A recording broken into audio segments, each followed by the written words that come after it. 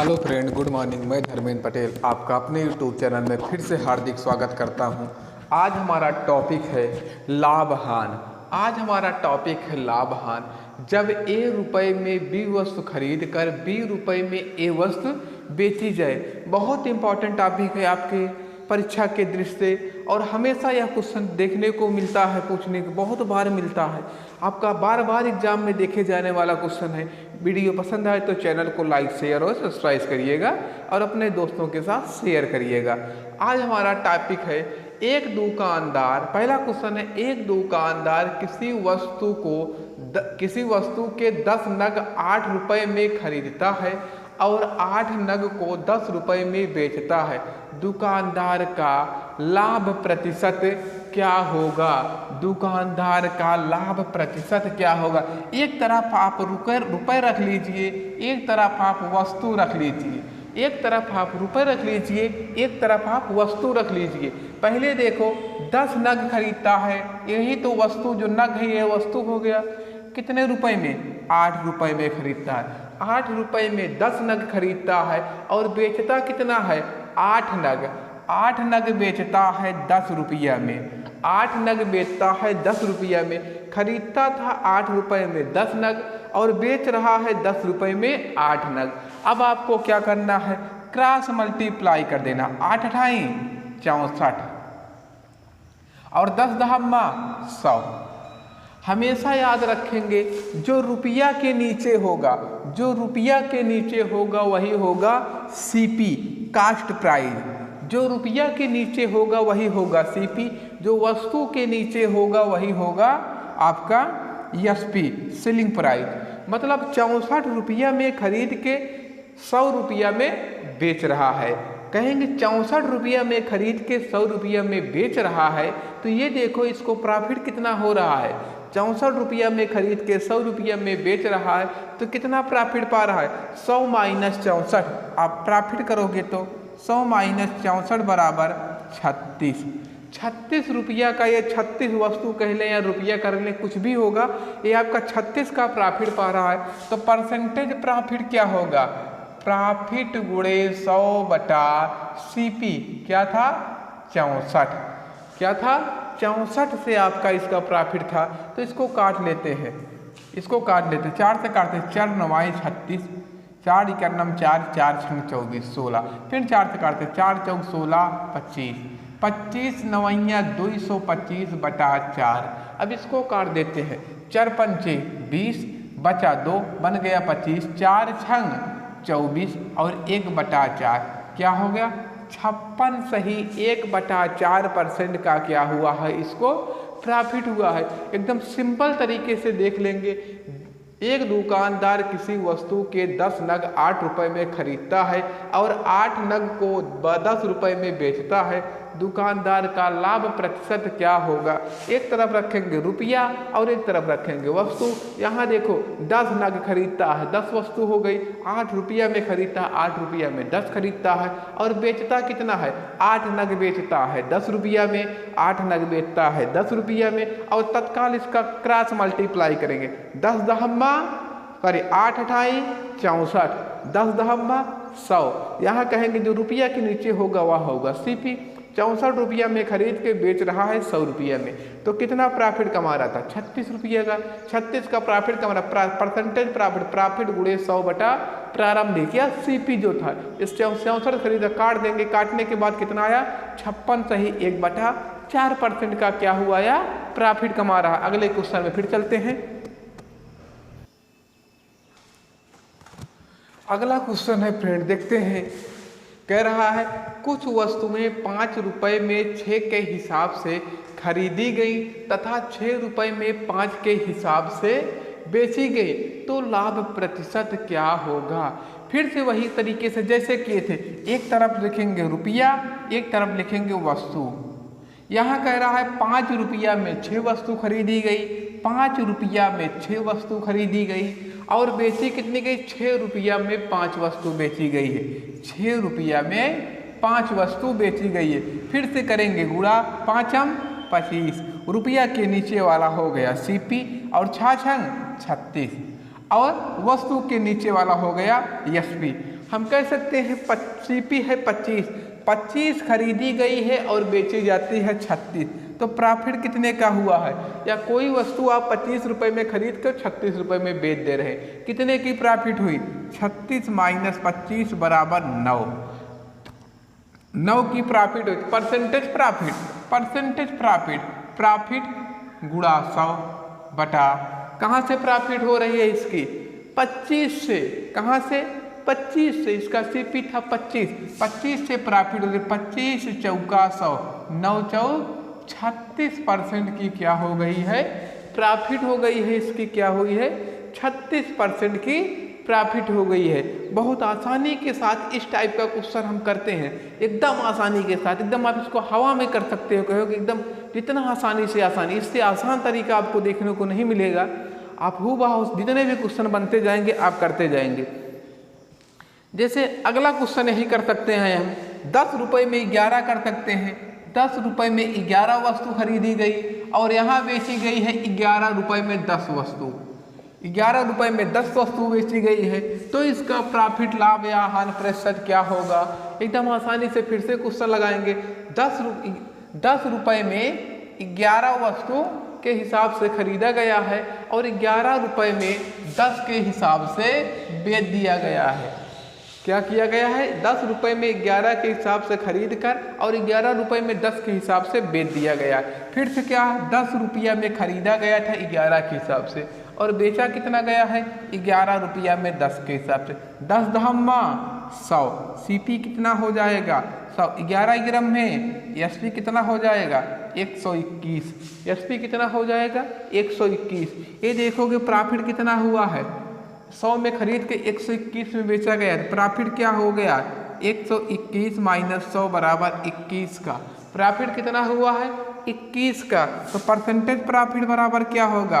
Profit गुणा 100 बटा प्रारंभिक कितना है? 100। 100 से 100 कटा कितना आया? 21% का प्रॉफिट आया। अब हमें लगता है फ्रेंड आप इस टाइप के क्वेश्चन, आपको इस टाइप के क्वेश्चन में आपको कोई दिक्कत नहीं होगी, बहुत आसानी के साथ आप इस क्वेश्चन को करोगे। जहाँ कहेगा A रुपये में B वस्तु खरीद कर B रुपये में A वस्तु बेच दी जाए। आप हूबहू जितने भी क्वेश्चन आपको मिलेंगे इस टाइप के, आप एकदम आसानी से क्वेश्चन को करते चलेंगे। अब आगे बढ़ते हैं, इसी में एक क्वेश्चन और पूछता है, अगली टाइप का समझ लो। आगे बढ़ते हैं अगले क्वेश्चन की तरफ, जहाँ पे है जब A रुपये में B वस्तुएं खरीद कर C रुपये में D वस्तुएं बेच दी जाए। सेम टॉपिक वही है, सिर्फ यहाँ पे आपका रुपये अलग अलग हो जाएगा। बस पहला क्वेश्चन इसी से, एक व्यक्ति 38 रुपये में 8 वस्तु के हिसाब से खरीदी गई तथा 57 रुपये में 12 के हिसाब से तथा 57 रुपये में 12 के हिसाब से बेच दिया गया, तो उसका लाभ या हानि प्रतिशत क्या होगा? एकदम आसानी के साथ करेंगे। यहाँ रखेंगे रुपया और फिर यहाँ रखेंगे वस्तु। क्या है? 38 रुपये में 8 वस्तु के हिसाब से खरीद रहा है। क्या कर रहा है? 38 रुपये में 8 के हिसाब से खरीद रहा है तथा बेच कितने में रहा है? 57 रुपया में 12 के हिसाब से बेच रहा है। अब फिर से हमारा टॉपिक तो वही होगा, रुपया के नीचे हो जाएगा CP और वस्तु के नीचे हो जाएगा SP। अब देखेंगे, अब हमको ये गुणा करने में बहुत लंबा लग रहा है, हम इसको थोड़ा सा सरल कर लेंगे। कैसे? ऊपर नीचे काट देंगे। 4 दूना 8, 4 तिहाई 12। अरे भाई 4 दूना 8, 19 से काट, 19 दूना 38, 19 तिरिक 57। इसको हम थोड़ा सा छोटा कर लेंगे। 4 दूना 8, 4 तिहाई 12, 19 दूना 38, 19 तिरिक 57। अरे भाई गुणा करके भी हमारा आ सकता था, लेकिन हम थोड़ा सा गुणा को हम कम कर लें। कैसे? 4 दूना 8, 4 तिहाई 12, 19 दूना 38, 19 तिरिक 57। अब करते हैं क्रॉस मल्टीप्लाई। 3 दूना 6 रुपया में खरीद के 3 दूना 6 रुपया में बेच दिया गया। अब क्या हुआ है? 3 दूना 6, 3 दूना 6। अब क्या हुआ? 6 रुपया में खरीद के 6 रुपया में बेच दिया गया, तो व्यक्ति को क्या होगा? ना कोई लाभ और ना कोई हानि होगी। ना कोई लाभ और ना ही कोई हानि होगी। भाई 19 दूना 38, 4 दूना 8, 4 3 12, एकदम सिंपल तरीके से थोड़ा सा काटेंगे तो क्या हुआ, 19 दूना 38, 19 3 57, 4 दूना 8, 4 3 12, 3 दूना 6 रुपया, 3 दूना 6। अब क्या हो गया है, 6 रुपया में खरीद के 6 रुपया में बेच दिया गया है, तो पूरे सौदे में क्या व्यक्ति को लाभ हानि होगा? नहीं होगा भाई। देख लो, व्यक्ति को 6 में खरीदा, 6 में बेचा, तो क्या पूरे सौदे में व्यक्ति को लाभ हानि हुआ? बिल्कुल नहीं हुआ। जितने में खरीदा था उतने ही रुपए में क्या किया, वह बेच दिया। तो इस प्रकार व्यक्ति को पूरे सौदे में ना कोई लाभ हुआ है ना कोई हानि हुई है। एकदम आसानी से करेंगे। अब बढ़ते हैं अगले क्वेश्चन की तरफ। अगला क्वेश्चन है, एक लड़के ने 16 रुपए में 18 की दर से अंडे खरीदे और 20 रुपए में 22 की दर से अंडे बेच दिए, तो लाभ या हानि प्रतिशत क्या होगा? एकदम आसानी के साथ क्वेश्चन को हम लगाएंगे। एक तरफ रखेंगे रुपया, एक तरफ रखेंगे रुपया, एक तरफ है अंडे, एक तरफ है रुपया, एक तरफ है अंडे। तो देखो क्या है, व्यक्ति 16 रुपया में कितना खरीद रहा है? व्यक्ति 16 रुपया में 18 अंडे खरीद रहा है। 16 रुपया में 18 अंडे खरीद रहा है और क्या कर रहा है, 20 रुपया में 22 की दर से बेच दे रहा है। 20 रुपया में 22 की दर से बेच दे रहा है। भाई यही तो है, 16 रुपया में 18 की दर से अंडे खरीद रहा है और 20 रुपया में 22 की दर से अंडे बेच दे रहा है। अब इसको हम अब रुपया की तरफ गुणा करके रखेंगे तो क्रॉस मल्टीप्लाई, रुपया की तरफ गुणा करेंगे तो आ जाएगा सीपी, और अंडे या वस्तु के नीचे जो आता था क्या होता था, एसपी। रुपया के नीचे होगा सीपी और वस्तु के नीचे होगा एसपी। अब इसको हमको करना है गुणा। अब इतना लंबा तो गुणा करने में बहुत दिक्कत है। अब इसको हम थोड़ा सा छोटा कर देते हैं, ऊपर नीचे काट देंगे। 2 से काटते हैं 9 आ गया और 2 से काटते हैं 11 आ गया। और ये देखो 4 चौक 16, 4 पंचे 20। एकदम हम ऊपर ऊपर और नीचे नीचे काट देंगे। अब करते हैं गुणा, 11 चौक 44 और 9 पचे 45। अब हम कह सकते हैं व्यक्ति 44 रुपये, ये है कास्ट प्राइस, 44 रुपये में व्यक्ति खरीदा है, या कोई वस्तु थी 44 रुपये में खरीदा है और कितने में बेच रहा है, 45 रुपये में। हमको सिर्फ इसमें से सीपी और एसपी ही निकालना है। क्या है, 44 में खरीदा है, 45 में बेच रहा है। अब बताइए लाभ हो रही है कि हानि हो रहा है? अरे भाई 44 में खरीदा है, 45 में बेच रहा है, तो लाभ हो रहा है। कितने का प्रॉफिट, कितने की हो रही है? 1 रुपये की, 1 की प्रॉफिट हो रही है। भाई 44 में खरीद के 45 बेचा, प्रॉफिट कितने की हुई है? 1 की। अब हमसे पूछ रहा है परसेंटेज प्रॉफिट, परसेंटेज प्रॉफिट यहाँ पे बताना था लाभ हानि प्रतिशत क्या होगा। अब हमको क्या निकला, परसेंटेज प्रॉफिट। तो क्या होता है, प्रॉफिट 1 की, प्रॉफिट गुणा 100 बटा कहाँ से, अरे उसके सीपी से प्राइस जो है प्रॉफिट होगी, जो उसने खरीदा था वस्तु, कितने से, 44 से। अब काट देते हैं, 4 से काटते हैं 25 और 4 से काटते हैं 11। 25 के नाम 25 बटा 11, 11 दूना 22, बचा कितना 3, 22 3 25 और बटा 11। क्या कह सकते, 2 सही 3 बटे 11% की क्या हुई व्यक्ति को प्रॉफिट हुई है। एकदम आसानी के साथ क्वेश्चन को हम देखेंगे। बस एकदम क्या है, 16 रुपया में 18 की दर से अंडे खरीदता है। एक तरफ रखेंगे रुपया, एक तरफ रखेंगे अंडे। तो क्या है, 16 रुपया में 18 की दर से खरीदता है और फिर क्या करता है, 20 रुपया में 22 की दर से बेच देता है। 20 रुपया में 22 की दर से बेच देता है। अब इसको हमको कर लेना है क्रॉस मल्टीप्लाई, और अगर जो कटे ऊपर नीचे काट लेंगे, थोड़ा सा छोटा हो। 2 से काटे 2 9 18, 11 दूना 22, फिर 4 चौक 16, 4 पंचे 20। अब इसको करते हैं क्रॉस मल्टीप्लाई, 11 चौक 44 और रुपया के नीचे हमेशा होगा सीपी। याद रखेंगे अगर क्रॉस मल्टीप्लाई करेंगे तो ऊपर वाले की ही तरफ रखेंगे, ना कि नीचे वाले की तरफ। 11 चौक 44 और 11 पचे 9 पचे 45। 44 रुपया में खरीदा है, कास्ट प्राइस है, और 45 रुपया में सेल कर दे रहा है। कितने का प्रॉफिट हुआ, 1 का। फिर परसेंटेज प्रॉफिट, प्रॉफिट गुणे 100 बटा सीपी। अब इसको काट देंगे तो आ जाएगा 2 सही 3 बटा 11% का। चला अगला क्वेश्चन है, 3 रुपये में 7 संतरे की दर से संतरे खरीदे जाते हैं। प्रति सैकड़ा प्रति सैकड़ा संतरे किस दर पर बेचे जाएं कि 33% का लाभ हो। है तो क्वेश्चन एकदम छोटा था। अभी तक हम क्या कर रहे थे, क्वेश्चन में ए रुपए में 20 संतरे खरीदे जाते थे और सी रुपए में डी संतरे बेचे, सी रुपए में डी वस्तुएं बेचे। लेकिन यहाँ पे हुआ क्या है, एक ही बार दिया है, 3 रुपये में 7 के हिसाब से खरीदा जाता है। अब कह रहा है प्रति सैकड़ा कितने रुपए में बेचा जाए कि 33% का लाभ हो। अब हमको यहाँ पे करना क्या है, सबसे पहले क्या है, रुपया। 3 रुपया में 7 संतरे खरीदे गए। अरे भाई एक संतरे का आप मूल्य निकाल लो, 3 रुपये में 7 संतरे खरीदे गए हैं। अब आगे जो भी कह रहा उसको किस दर से बेचे कि 33% का लाभ हो। अरे इसी पे 33% का लाभ ले लेना है। और 33 में जैसे जोड़ोगे 100 में 33% क्या हो जाएगा, 133 और बटा 100, परसेंटेज हटाओगे क्या हो जाएगा, बटा 100। अब हमसे पूछ रहा था प्रति सैकड़ा।